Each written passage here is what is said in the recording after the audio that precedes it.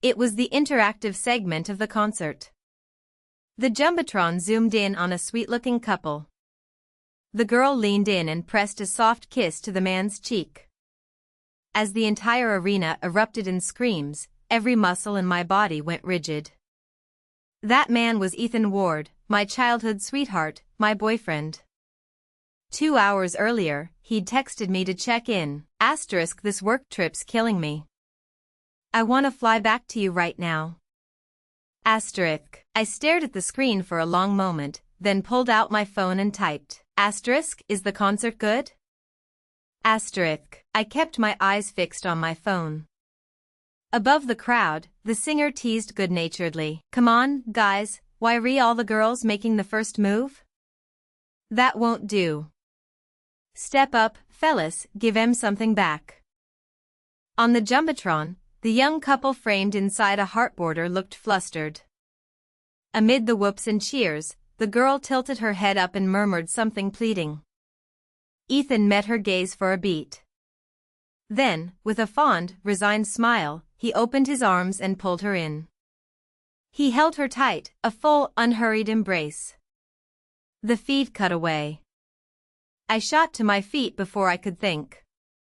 I scanned the crowd wildly, searching in vain for Ethan somewhere in the sea of people. I couldn't stop replaying 2 days ago, when Ethan had told me, voice full of guilt, that he had to go on a last-minute work trip that weekend. That he wouldn't be able to come see me. 6 months prior, he'd accepted an out-of-state transfer to Riverton. It was the first time we'd spent this long apart since we started dating. Before he left, he'd promised we'd get married as soon as his transfer ended.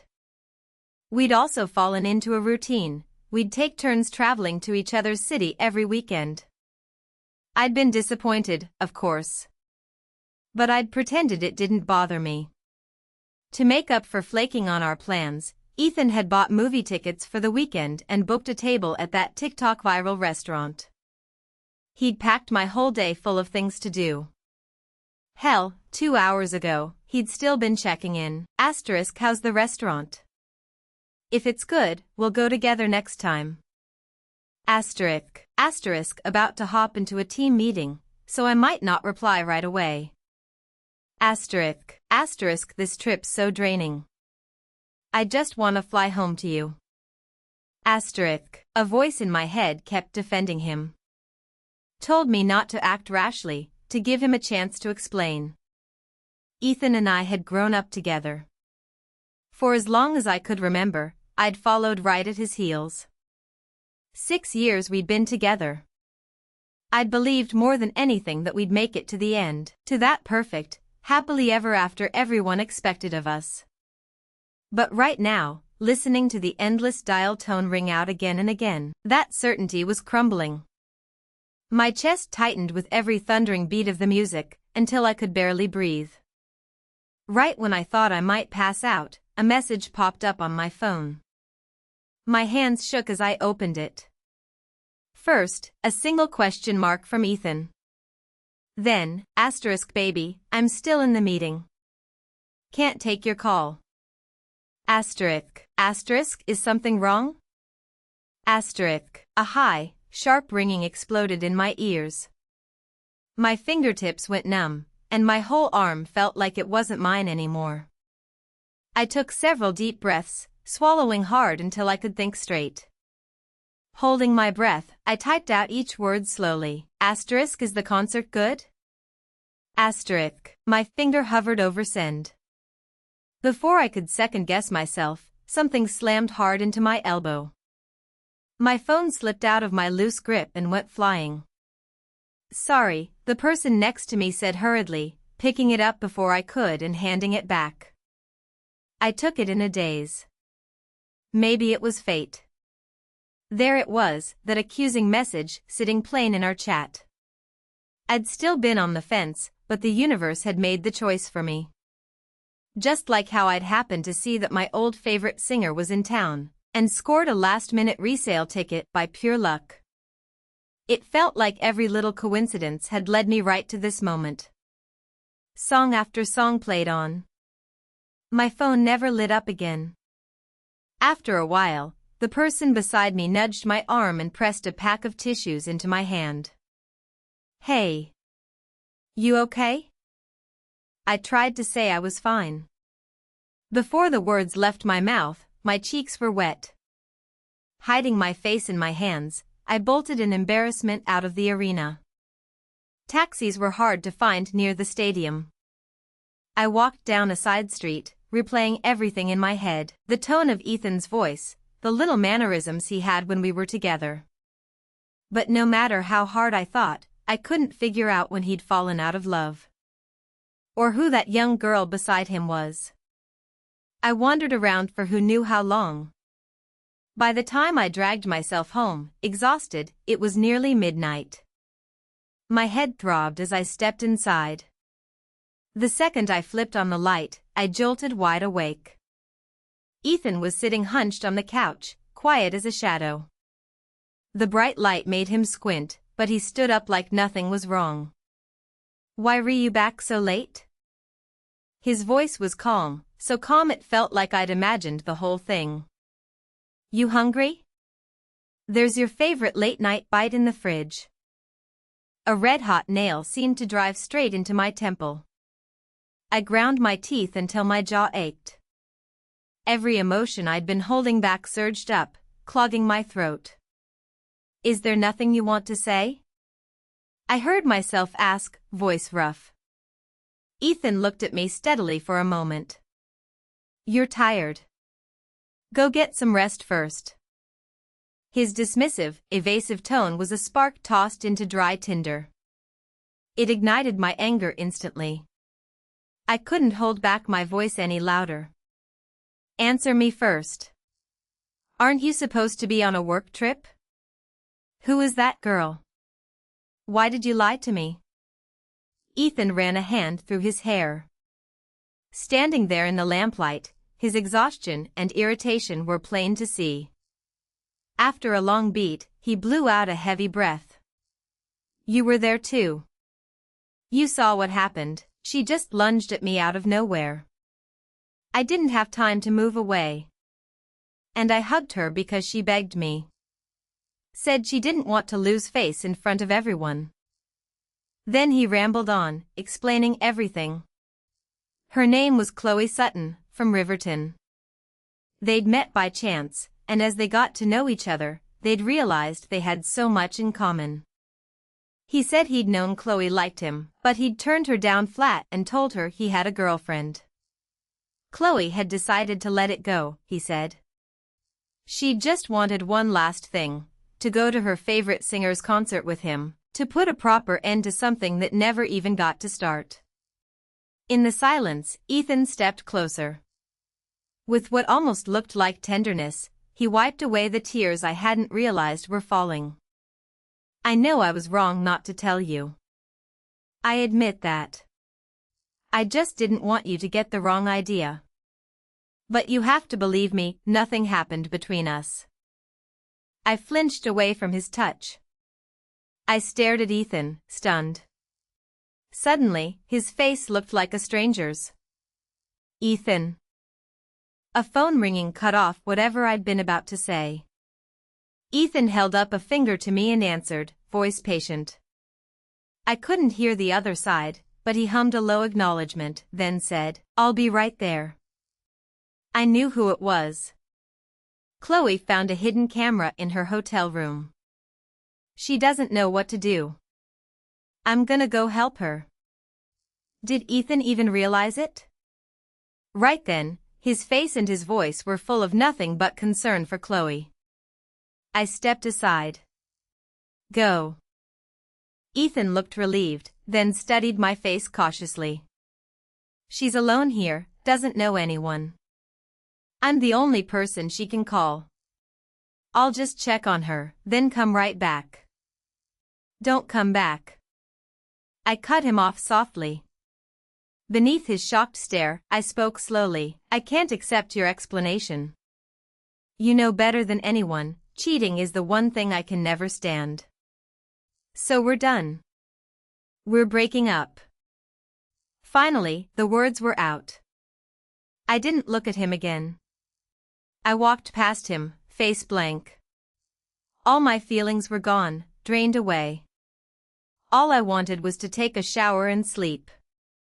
He grabbed my wrist, tight, so tight I thought he might break the bone. He stared at me, dark and intense, his chest heaving. I tugged once. Let go.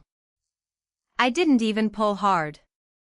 But Ethan froze for a second, then let go and turned to slump back onto the couch. Fine. I won't go. He leaned back, staring up at me without moving, his eyes dark.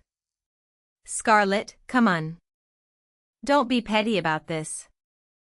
He thought I was using the breakup to threaten him. You're a girl too. Why can't you see it from her side? How scared would you be if something like that happened to you? The air went thin, impossible to breathe. It felt like a giant hand was squeezing my insides and shoving them down into the dirt. I laughed bitterly. I'm not her. And I'd never be the other woman. Ethan frowned. She's not the other woman. He pressed hard at his furrowed brow. At the end of the day, you just don't trust me. You can't let one bad thing that happened to you make you paranoid about everything. Do you have any idea how exhausting this is? It was like he'd reached his breaking point, or finally found an excuse to let everything out. Ethan kept talking, going on and on. Turned out he'd long grown sick of driving back and forth every weekend. Turned out our nightly phone calls had felt like a chain around his neck. Turned out all those check-ins he'd done to make me feel safe? They'd just been a burden. Finally, he landed on his point. Scarlett, maybe this long-distance thing is a chance for us. A chance to be rational, to figure out what we really feel for each other. I couldn't listen anymore. 6 years. 6 years together, and now you want to talk about being rational? I forced back the burn in my eyes, but my voice still cracked, soft and wobbly at the end. Ethan glanced at me quickly, then looked away right before our eyes could meet. Before today, I'd never once thought of Ethan as cowardly. But he just sat there, silent. His avoidance lit my anger all over again. I grabbed the first thing within reach and hurled it at him. Ethan, you're such an asshole. If you'd just said you cheated and fell for someone else, I'd at least respect you. And now you want to talk about being rational? Where was all this rationality when you asked me out? When you kissed me? When you slept with me? The plaster figurine grazed his temple and slammed into the wall, shattering into pieces. He glanced at the mess, then turned back to me. A thin trail of dark blood trickled down from his hairline. Why do you always have to be so impulsive? He touched the blood with his finger, stared at the stain on his fingertip like it was nothing, and smirked. Those times. He looked up at me, his anger thick and poisonous. You enjoyed it just as much as I did, didn't you? Between Ethan and me, he'd been the one to confess first. But I'd been the one to fall first. Unlike my house, where every day felt like a fight waiting to happen, Ethan's parents were warm, kind, gentle people. Back then, I was always over at their place. He was a year older, so I'd always thought of him as an older brother. That changed the summer before 10th grade. Ethan and I were supposed to meet at the library. On the way, I'd caught my dad with his arm around a stranger, heading into a hotel. The front desk wouldn't let me go up. Ethan sat with me in the lobby for 3 whole hours. He held my hand and told me over and over, don't do anything rash, don't overthink it. Finally, my dad walked out, looking satisfied. I tore my hand away from Ethan and ran straight for him. At first he'd looked flustered. But when I yelled at him, called him shameless, he'd gotten angry. His face darkened, and he raised his hand to hit me. Ethan stepped right in front of me. His shoulders were still young, but they'd felt like they could hold up the whole world. After the fight blew up, my parents got divorced fast. My dad quit his job and left town, never looking back. My mom, always so proud, couldn't stand the whispers and stares. She applied for a transfer out of state. For months after, I'd cry for no reason. My grades tanked. Ethan couldn't stand to watch it. He marched me over to his house, sat me down at his desk. Cry. Get all of it out, every hurt, every sad thing. All of it, today. But when you're done, you pull yourself together. Scarlett, you've got your own life to live.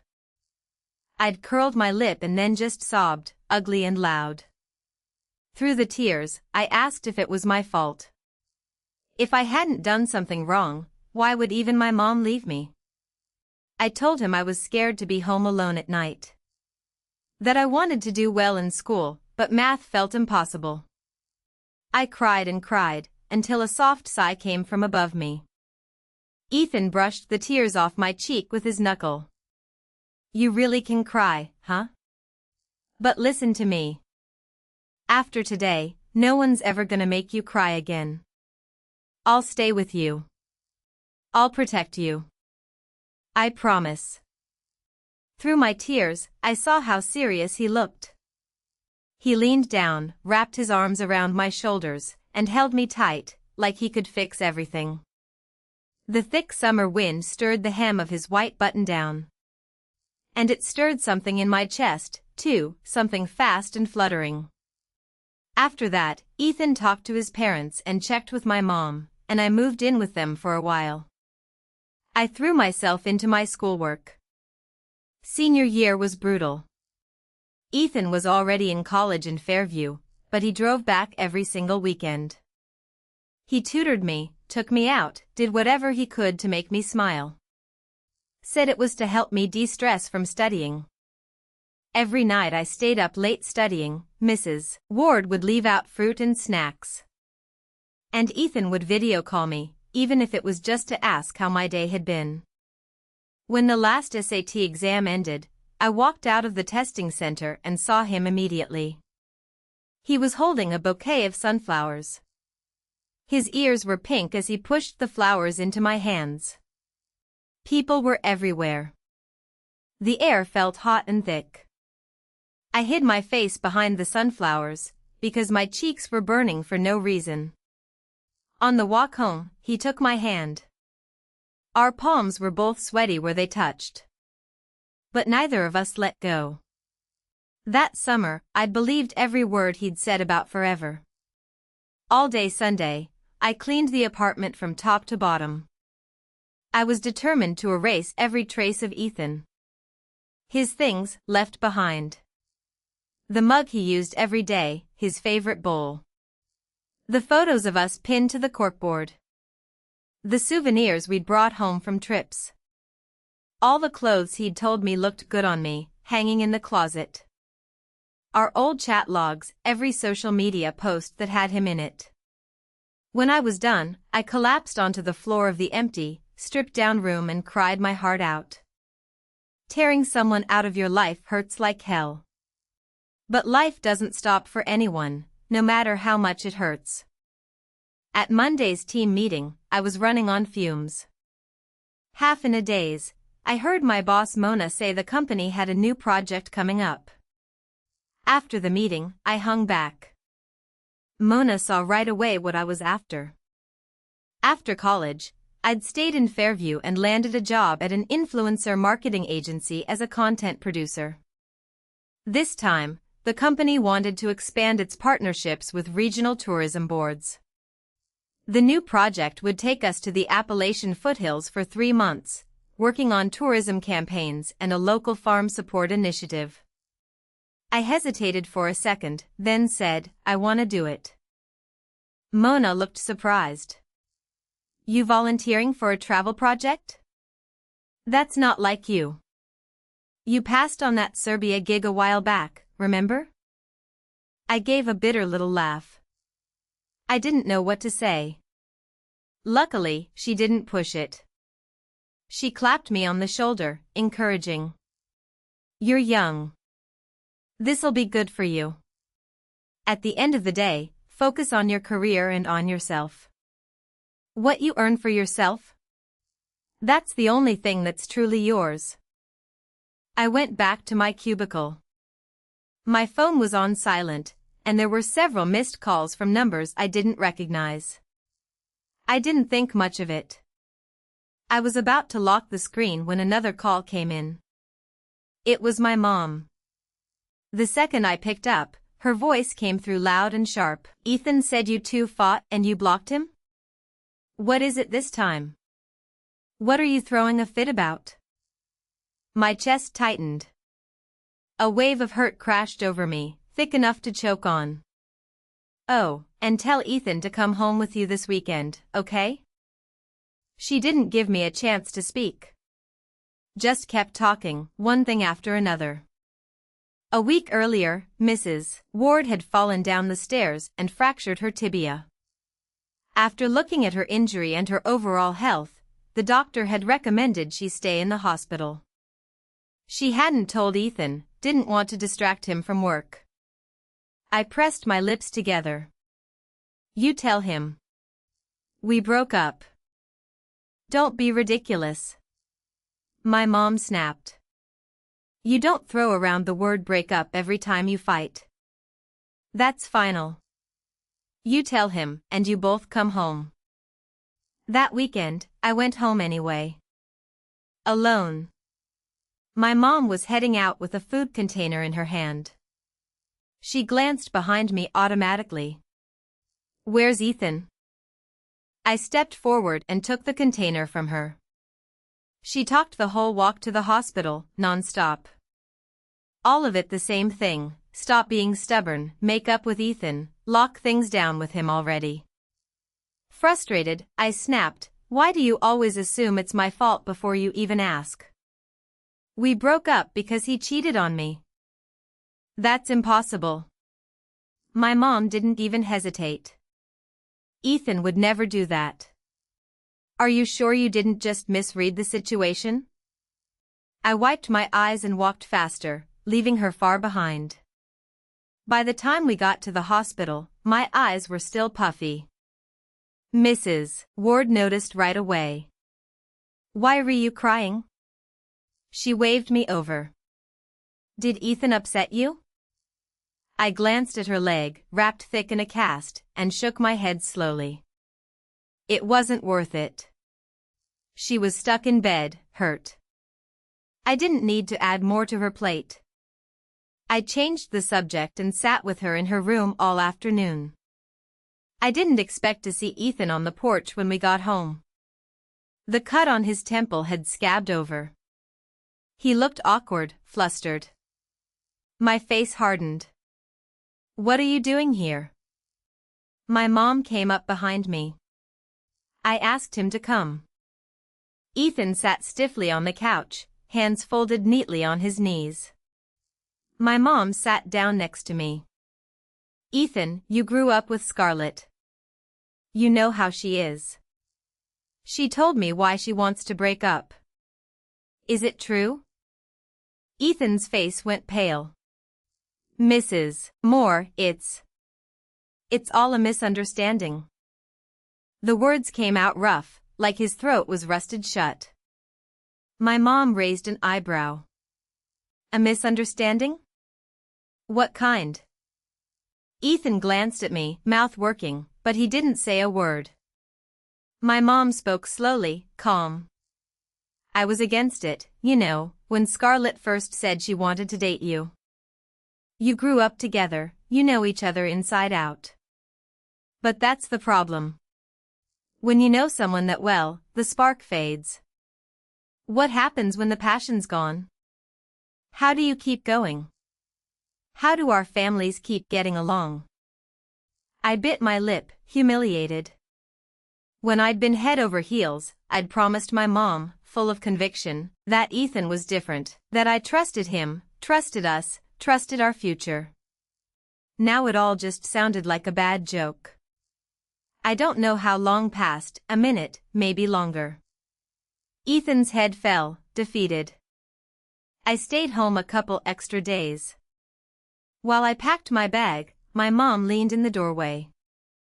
She watched me fold things neatly into my suitcase, then said out of nowhere, "I'm sorry." My hands stilled. I stared at her, surprised. She looked away, awkward. It's not that I didn't believe you. She just knew how much Ethan meant to me. She'd been scared I'd do something impulsive and get hurt.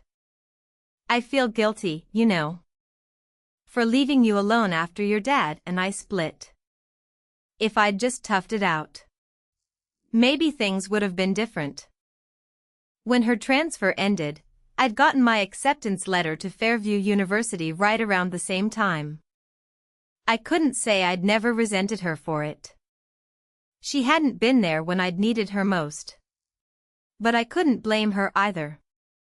She'd been trapped in a sinking marriage. How could I fault her for not being perfect when she was just trying to survive? Before I left, I opened my arms to hug her. She batted my hands away, pretending to be annoyed. "Don't get all mushy on me. Just go. I'm meeting friends for coffee, so I won't see you off. Come home whenever you want. I'll be here." I said okay, then threw myself at her anyway. She caught me, steady as always. The Appalachian trip came up fast. A few teammates and I headed out to a small town called Riverside Hollow. We flew to the state capital, then took a long bus ride. The bus wound up and down mountain roads, jostling us the whole way. Outside the window, layer after layer of green stretched out as far as the eye could see. When we arrived, we stayed at a little guest house converted from an old family home. After a quick rest, we hit the ground running, following the local coordinator from place to place. We needed to learn the local tourism spots, scout filming locations, and get to know the area's farm products. I was swamped, writing scripts, putting together campaigns, coordinating creator schedules, running between every side of the project. I didn't realize how long it had been since I'd thought about Ethan, until a friend sent me a video. It was a clickbait channel rounding up cute couple moments from concert interactive segments. And there it was, Ethan and Chloe, that hug. My friend texted tentatively, *K. "Doesn't that guy look exactly like your Ethan?" "It's him," I wrote back plainly. "We broke up."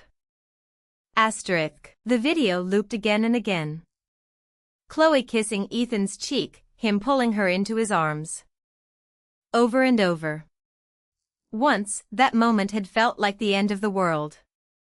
Now it just looked like a bad, cheesy movie, one I wasn't even in. In the comments, people were first just wishing they could score tickets to their favorite shows. Then someone left a comment, "One of these couples is so obviously not actually together." Everyone's gossip radar went off, sharp and hungry. They went full Sherlock, analyzing every couple's reaction on the Jumbotron, every micro-expression when they touched. A lot of them zeroed in on Ethan. "No question, it's him.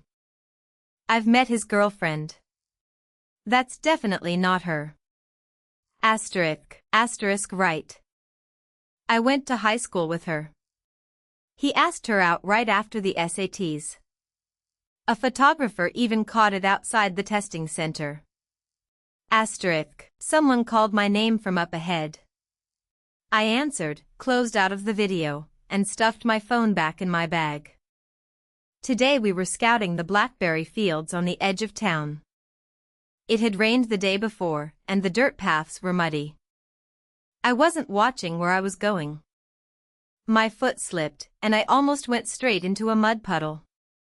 Right then, someone caught me from behind, steadying me. "Easy there." Once I was steady on my feet, he let go, voice casual. I thanked him and recognized him immediately, Julian Ashford. The guy the town council members had been calling the town's new benefactor. He ran a well-known food company out of Fairview. Word was his company was pouring money into building a processing plant here, setting up a steady supply chain. He'd been sent ahead to check things out. Funny thing was, our first meeting had been kind of awkward. Our team had gone to a nearby town to visit a master traditional artisan. We'd grabbed lunch at the town diner. It was past the lunch rush, so the place was almost empty, which made the half-eaten plate on the table by the window stand out even more. Thinking someone had left it behind, I'd made a quiet joke about it and carried the plate over to the return counter. I turned around and came face to face with a pair of very surprised eyes. Julian was holding a bowl of soup. He looked at me, then at his now empty table. He didn't say anything, but he didn't have to. That clickbait video spread fast. In less than a day, half my old friends were texting me, subtle or not, asking if it was true. Even Mrs. Ward called me. I walked slowly up the path behind the village to the pavilion at the top of the hill, then called her back. Scarlett. Is all that stuff online true? I pressed my lips together. All I heard was silence, and the wind howling over the mountain. Mrs. Ward sighed heavily. That boy's lost his mind. Never could stick to one thing, that one. When he gets back, I'll march him straight over to your house to apologize. After what he did. I don't dare ask you to forgive him. But tell me honestly. Is there really no chance? Can't you give him one more try? Mrs. Ward, I said, a little louder, cutting her off. The line went quiet. The night was still. Somewhere far off, a bird called, the sound echoing empty through the hills. After a moment, she gave a tight, dry laugh. Forget I said anything. Next time you're home, come over. I'll make your favorite bourbon-glazed pork ribs. There wasn't much more to say after that. She made a little small talk, then hung up quickly. We both knew it. There wouldn't be a next time. The sadness hit me out of nowhere, sharp and overwhelming. I sat on the stone bench, staring up at the moon, hollow. It looked like a tear, blurred and soft at the edges. Stargazing this late? That same voice I'd heard earlier drifted over from behind me. I scrambled to stand up. I'd come all the way up here to be alone. How did he? I was still kicking myself when Julian stepped over the gravel and sat down across from me. He raised an eyebrow, pulled out a pack of tissues, and tossed them to me. You cry a lot, don't you? My face burned. I do not. And eavesdropping then judging people? That's pretty rude, for the record. Julian just shook his head, smiling like he wasn't gonna argue with me. Guess you really don't remember me, huh? I stared at him, confused. I ran through every kid I'd ever gone to school with, and I couldn't place him at all. Julian gave me a hint, voice calm. The concert. It was you. It clicked instantly. The guy at the concert, the one who'd knocked my phone out of my hand by accident, then handed me tissues when I'd been crying my eyes out. It was Julian. Julian hummed, a faint smile in his eyes. There we go. Took you long enough. I touched my nose, awkward. You've got a good memory. When you go to a concert and the person next to you is crying so hard you think they might pass out? Yeah, that sticks with you. Come on, Julian tapped the stone table with his knuckle, like he was settling in.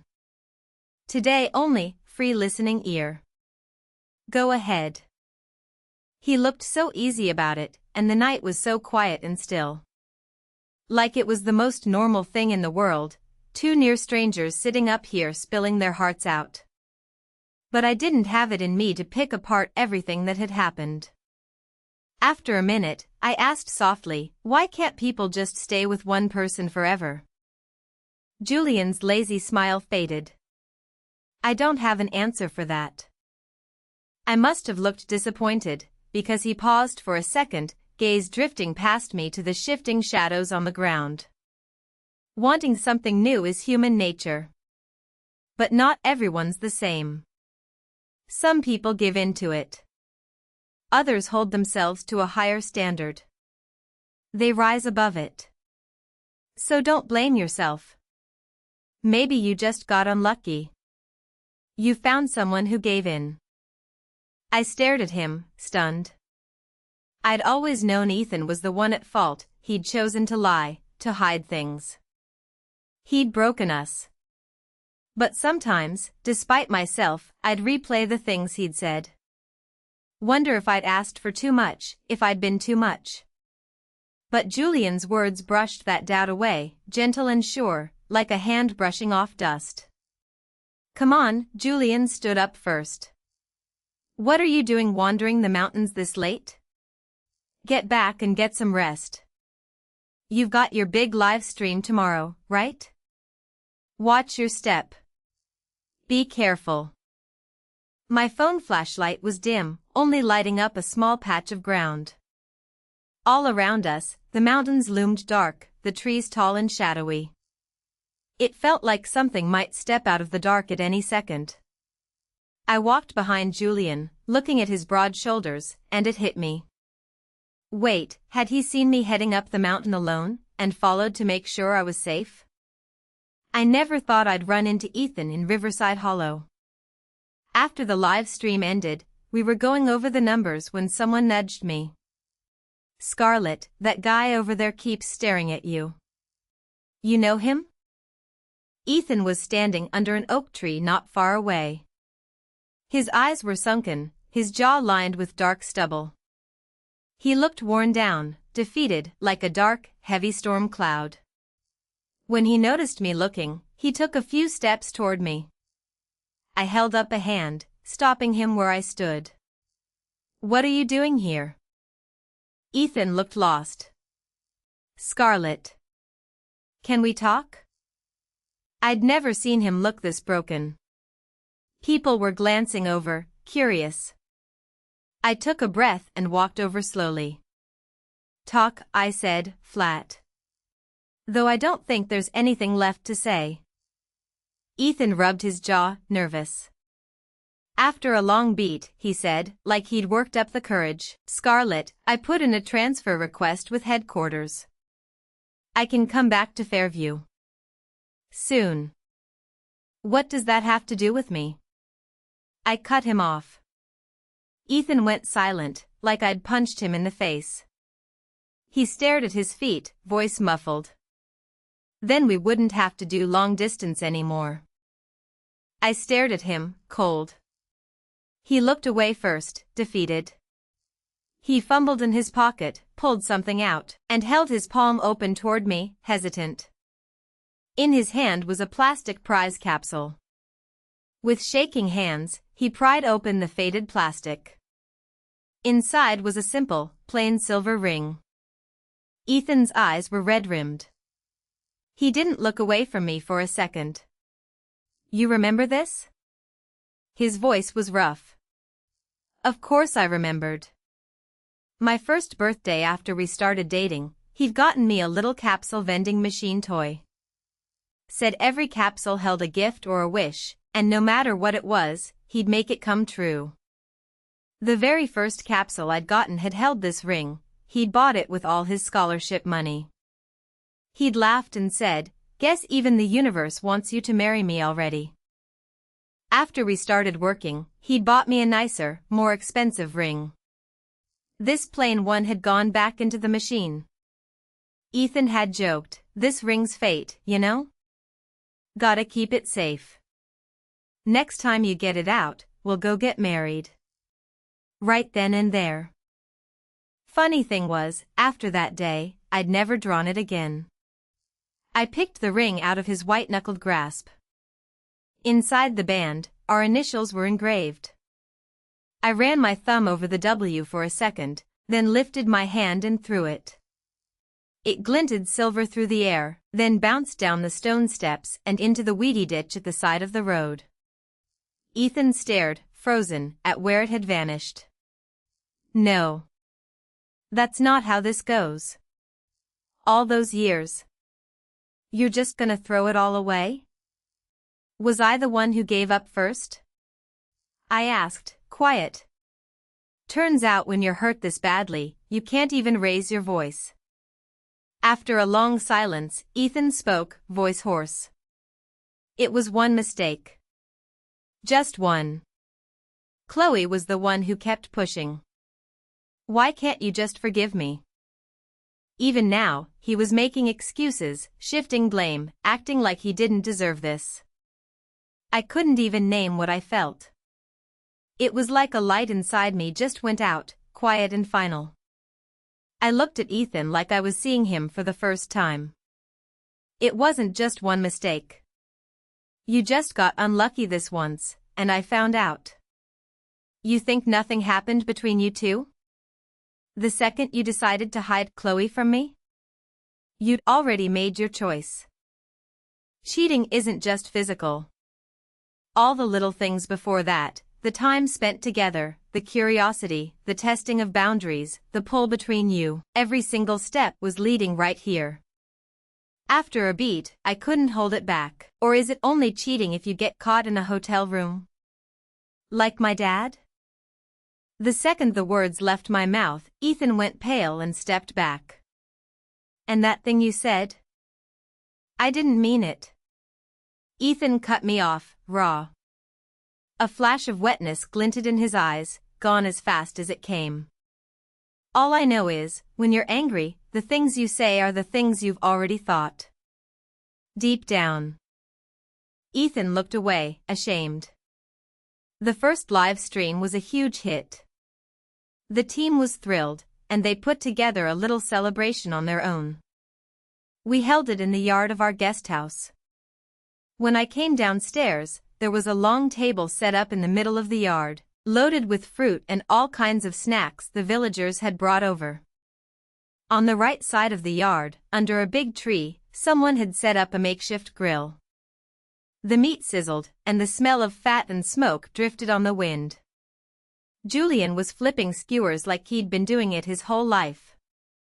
His work here was almost done. He'd be heading back to Fairview soon. Tonight was both a celebration and a send-off for him. I wandered over slowly. Julian handed me a few finished skewers, fresh off the grill. I took a bite. Juicy, tender, perfectly seasoned, it all burst in my mouth at once. I gave him a thumbs up. The restaurant industry's missing out big time with you not running a place. He ignored the joke, nodding toward the gate. He's still out there waiting for you. Not gonna let him in? I grabbed a handful of skewers and got back to threading meat. Just pretend he's not there. After that day, Ethan didn't leave. He moved into a place in Riverside Hollow. He kept showing up everywhere I went. Within a few days, everyone on the team knew who he was. One of my closer coworkers finally snapped and said right in front of him, "Some people don't know what they've got till it's gone. They're the ones who messed up, but they say sorry and act like you're the bad guy if you don't forgive them. Like you're in the wrong for not taking them back, and they're just some poor, changed romantic hero. Give me a break." Ethan just stood there, silent. I thought that'd be enough to make him give up. But the next day, he was back at the live stream location again. My mom heard about what Ethan was doing, too. She sighed and told me things had been awkward between her and the Wards when they'd run into each other. That video got around a lot. From what Mrs. Ward said, Ethan's transfer got denied. He'd only been out there a little while, then all this bad press hit. And now he just took off without a word? The company's furious. I don't think he's gonna keep that job. When he'd stepped into that Jumbotron frame, had he thought about any of this? Probably not. So how much of his regret was about losing us? And how much was just about losing the life he'd had, now that everything was falling apart? I didn't want to dig into it. I just asked my mom softly if she wanted to move to Fairview and live with me. She said no, right away. After that, we never mentioned Ethan again. It was an unspoken truce. The sun dipped low behind the distant mountains, painting half the sky in vivid, dreamy shades of orange. I walked over to the table and cracked open a beer. Julian sat down next to me. Everyone was talking about the 2 months we'd spent here, how lost we'd felt at first, the rush of watching the first stream's numbers climb, that thrill of knowing our work was actually helping people. The sky darkened slowly. A warm yellow light came on under the porch. Someone started humming a song, quiet at first. The sound drifted out over the mountains, soft and far. Someone clinked their beer can against mine. I turned, surprised. Julian held up his can, a faint smile on his face. Since I'm leaving soon, and since we keep running into each other. Can I say something? Go ahead, I said. I'm listening. Julian took a sip of beer, glancing briefly at Ethan, who was still lingering by the yard gate. You're still so young. Don't let one relationship define you.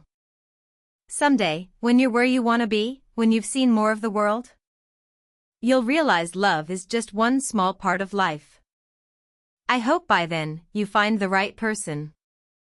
And that you still have the courage to take the chance when you do.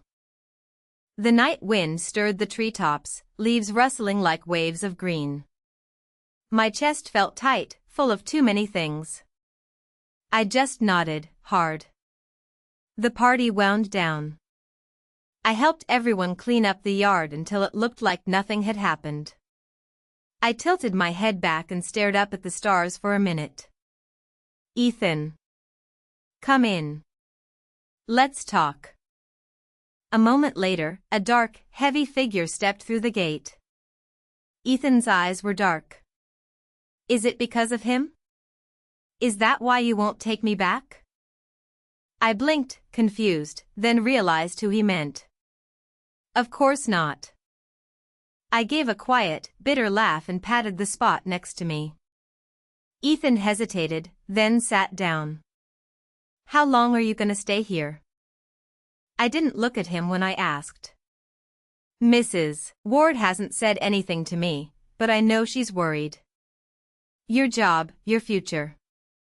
Are you just throwing all of it away? I don't know. Ethan's voice cracked, thick with tears. Scarlett, I don't know what to do. If I leave now. That's it, isn't it? There's no going back for us. He hunched over, face buried in his hands, voice muffled. His shoulders shook, like he was carrying something too heavy to bear. I sighed. But everyone has to pay for the choices they make. You made yours. It's too late to take it back. And right now, you're throwing everything away to try and win me back. Even if I said yes, what happens in 3 years? 5? If it falls apart again, who will you blame? Yourself? Or me?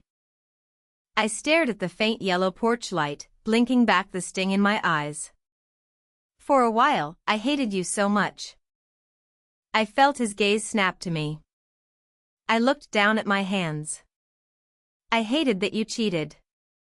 That you destroyed the Ethan I remembered, in the worst way I could imagine. From the corner of my eye, I saw his hand lift, like he wanted to reach for me. Then it fell back down, useless. I pretended not to see.